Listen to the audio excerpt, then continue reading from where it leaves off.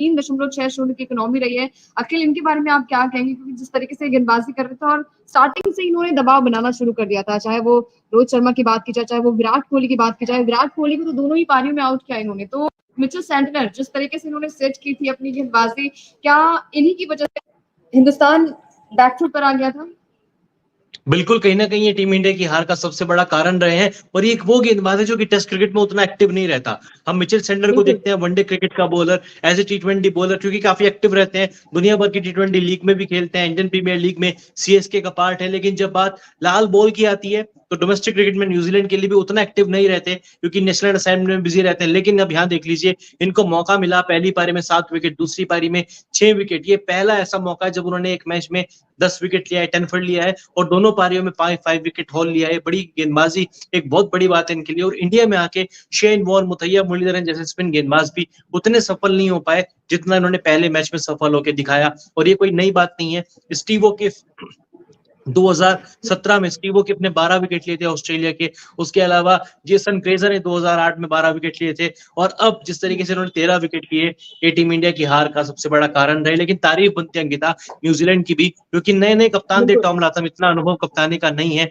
Tim Southee ने कप्तानी छोड़ी थी और श्रीलंका में इस टीम का बहुत ही बुरा हाल हुआ था। 2 मैच खेले, दोनों मैच 2-0 से टीम हार कर आ रही थी और इंडिया में आके जिस तरीके से उन्होंने क्रिकेट खेला और सबसे बड़ी बात यह कि केन विलियमसन की गैर मौजूदगी में उन्होंने बेंगलोर टेस्ट 8 विकेट से जीता और ये वाला मैच भी 113 रन से जीता है ना?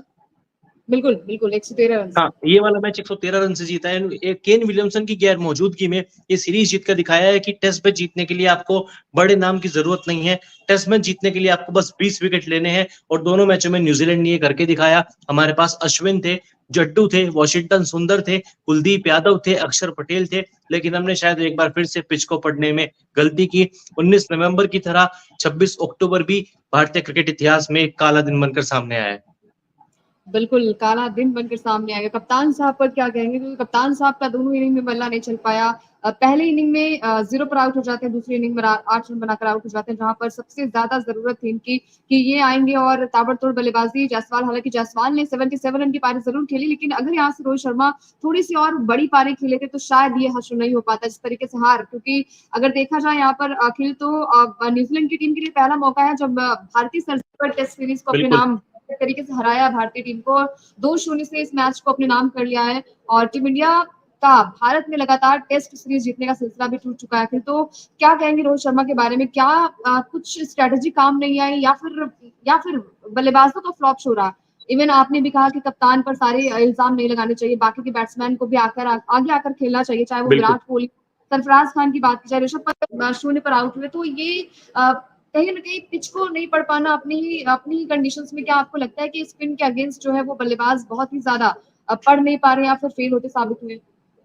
और ये कोई नया मौका नहीं, पिछले 3-4 सालों से हम लगातार स्ट्रगल कर रहे हैं स्पिन के अगेंस्ट। हालाँकि उनमें 2-3 नाम ही होते थे, श्रेयस अय्यर का नाम था, केएल राहुल का था, विराट कोहली का था, जो कि स्पिन को अच्छा नहीं खेल पा रहे थे। रोहित का फिर भी परफॉर्मेंस ठीक-ठाक था, लेकिन विराट कोहली की आपके स्क्रीन पर आप देख रहे हैं 40 गेंदें खेली, 17 रन, 42 का स्ट्राइक रेट, 2 चौके। बीच में जब लगता है कि कोहली पारी को बना रहे हैं, मोमेंटम हासिल कर रहे हैं, तभी एक अच्छी गेंद आती है, विराट कोहली का विकेट ले जाती है। कल ही विराट कोहली जिस तरीके से आउट हुए थे, 9 गेंदें खेली, 1 रन पे आउट हुए दोनों पारियों में। मिचेल सेंटर ने उनको अपना शिकार बनाया। लो फुल टॉस बॉल थी। फुल टॉस बॉल पे बहुत रेयरली ऐसा देखा जाता है कि कोई बल्लेबाज, वो भी दिग्गज बल्लेबाज जिसके नाम पर इंटरनेशनल क्रिकेट में सबसे तेज 20,000 रन बनाने का वर्ल्ड रिकॉर्ड है, वो फुल टॉस बॉल पे आउट हो रहा है। ये अपने आप में अपने फैंस को, विराट कोहली ने लेट डाउन किया था, रोहित शर्मा ने लेट डाउन किया।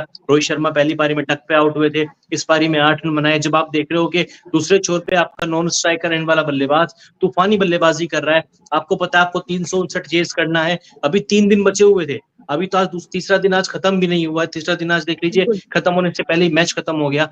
आपको बस विकेट पे टिकना था, पार्टनरशिप बिल्ड करनी थी, लेकिन सरफराज खान केएल राहुल की जगह खेले। आज मैं एक प्लेयर के लिए बड़ा खुश हूँ। केएल राहुल सोच रहे होंगे कि अच्छा है ये मैच मैं नहीं खेल रहा, अब बताओ किसके ऊपर ठीकरा फोड़ोगे।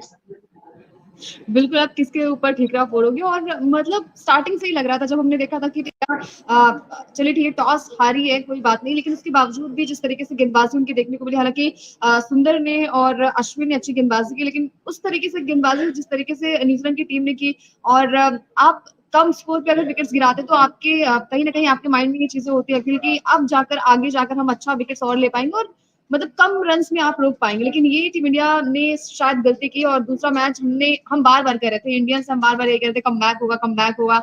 आपके पास बड़े-बड़े नाम है, रोहित और विराट है, रोहित जिनके आंकड़े बहुत अच्छे हैं, न्यूजीलैंड के खिलाफ भी अच्छे, और इस पिच पे भी हमने देखा था कि 200 आई थिंक 254 बनाए थे साउथ अफ्रीका के खिलाफ, नाबाद लौटे हाँ। थे वो।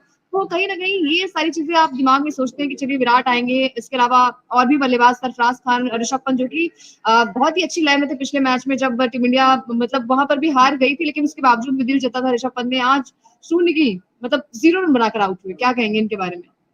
वो तो एक गलत मिसअंडरस्टैंडिंग थी, खैर खामियाजा टीम इंडिया को भुगतना पड़ा। विराट कोहली और इनके बीच जो मिसमैच हुआ कि रन ले ना ले, अब कुछ भी कह लीजिए, आउट तो हो गए ना। अब बिल्कुल। मिसअंडरस्टैंडिंग देखने को मिली, लेकिन टीम इंडिया ने वाकई में बहुत गलतियां की इसमें। अश्विन से मुझे ऐसी बिल्कुल। सीरीज होती थी, अंकिता हम हमेशा कहते थे कि अश्विन है वो प्लेयर ऑफ द सीरीज रहेंगे। अश्विन अगर 3 मैच खेले, 2 मैचों में कम से कम मैन ऑफ द मैच होंगे, लेकिन इन दोनों मैचों में अश्विन एकदम बेअसर नजर आए हैं। और ये कहीं न कहीं एक हिंट भी बीसीसीआई ने दिया है, सिलेक्शन कम्युनिटी ने दिया है, हेड कोच गंभीर और कैप्टन रोहित शर्मा ने दिया है कि अब अश्विन से आगे आपको सोचना पड़ेगा। अब वक्त आ चुका है हुँ, वॉशिंगटन सुंदर को आजमाने का। अक्षर पटेल को बेंच पर आप इतनी देर तक अब नहीं बिठा सकते। तनुष कोटियान मुंबई का युवा प्लेयर है, अब उनके बारे में सोचना पड़ेगा, जो कि इंडिया ए की टीम के साथ ट्रैवल भी कर रहे हैं ऑस्ट्रेलिया के दौरे पर। अश्विन का विकल्प तलाशने का अब वक्त आ चुका है, क्योंकि एक एज फैक्टर भी कहीं ना कहीं मैटर करता है, और बहुत सालों से क्रिकेट खेल रहे हैं। इन 2 मैचों में अश्विन पूरी तरीके से बेअसर नजर आए हैं। पहली पारी में 3 विकेट जरूर थे, लेकिन अगर आप उनका इकॉनमी देखेंगे, उनके रन देखेंगे, तो बिल्कुल भी असरदार गेंदबाजी अश्विन के नाम के अकॉर्डिंग उन्होंने गेंदबाजी नहीं की है। वॉशिंगटन सुंदर, इनसे बल्लेबाजी में उम्मीद थी, और अभी हाल ही में जब इनका टीम इंडिया में सिलेक्शन हुआ था, तो ये तमिलनाडु के लिए खेल रहे थे, दिल्ली के लिए। दिल्ली के खिलाफ इन्होंने नंबर 3 पर 152 रनों की पारी खेली थी। उसके बाद प्रेस कॉन्फ्रेंस में इनका एक स्टेटमेंट आता है कि मैं खुद को एक टॉप ऑर्डर बल्लेबाज के रूप में भी तैयार कर रहा हूं। हालांकि इस मैच में बतौर गेंदबाज अच्छा किया, लेकिन बतौर बल्लेबाज दोनों पारियों में फ्लॉप रहे। 21 बनाए, 47 गेंदें खेली। अगर थोड़ा सा टिक जाते, पार्टनरशिप बना लेते, तो क्या पता रिजल्ट हमारे फेवर में आता। हालांकि तीसरा दिन इंडिया को खेलना चाहिए था। रिजल्ट मैच का जो भी होता, आज का दिन इंडिया को सर्वाइव करना चाहिए था। बिल्कुल, आज के दिन सर्वाइव करना चाहिए था, और एक वक़्त लगा था जब आकाशदीप आए थे और बार-बार स्ट्राइक जो है वो जड्डू को दे रहे थे, तो आप मतलब एक वक़्त लग रहा था कि शायद पार्टनरशिप थोड़ी-सी बिल्ड हो जाएगी, और ऐसे ही अगर चलता है तो शायद आज का दिन खत्म हो जाएगा और कल जो नई शुरुआत होगी टीम इंडिया के लिए। लेकिन फिर भी दिमाग में ये चीज़ें थी कि सेंटनर आएँगे, इसके अलावा एजाज़ को वहाँ पर मतलब कप्तान ने जो बॉलिंग कराई, आपके हिसाब से लगता है कि क्या वही एक तरीके से टर्निंग पॉइंट था? क्योंकि जब वो आए, एजाज़ आए, तो वहाँ पर विकेट मिली आकाशदीप की, और फिर आकाशदीप ने ही आउट किया जड्डू को भी। कह सकते हो वो टर्निंग पॉइंट पे था, क्योंकि जानते थे एक नया गेंदबाज आएगा, नई सोच लेकर आएगा, क्योंकि वो लगातार एक ही स्पेल खेल रहे थे सेंडर का बिल्कुल। और ग्लेन फिलिप का। ऐसे में एक नया गेंदबाज आता है जिनके पास उनकी टीम का प्राइम बॉलर है। मिचेल सेंडर से ज्यादा प्राइम बॉलर उनके एजाज पटेल है, और उन्होंने भी काम करके दिखाया। हल्की सी पार्टनरशिप बन की थी, हल्की सी उम्मीद जगी थी कि क्या पता जड्डू इस मैच को टर्न ओवर कर दे, कुछ अलग देखने को मिले। लेकिन ठीक है, रन उतने नहीं थे, लेकिन हमारे हाथ में विकेट नहीं थे। इस मैच का टर्निंग पॉइंट वही था जब शुभमन गिल आउट हुए, ऋषभ पंत आउट हुए। वहां पर अगर एक छोटी छोटी पार्टनरशिप बनती, तो इंडिया ये मैच जीत सकता था। पार्टनरशिप की जरूरत होती है टेस्ट क्रिकेट में मैच जीतने के लिए, स्पेशली जब आप एक बड़े स्कोर का पीछा कर रहे होते हैं। आपको चाहिए कि आपके टॉप ऑर्डर के बल्लेबाज अच्छी बल्लेबाजी करके दें, अच्छी शुरुआत आपको दें, लेकिन सभी ने निराश किया। एक यशस्वी जायसवाल अकेले फाइट करते हुए नजर आए, लेकिन वो भी बड़ी पारी नहीं खेल पाए। रिजल्ट हमारे सामने है। 12 साल का इतिहास जो चला आ रहा था, उस पर आज ब्रेक लग चुका है, और सब कुछ गौतम गंभीर के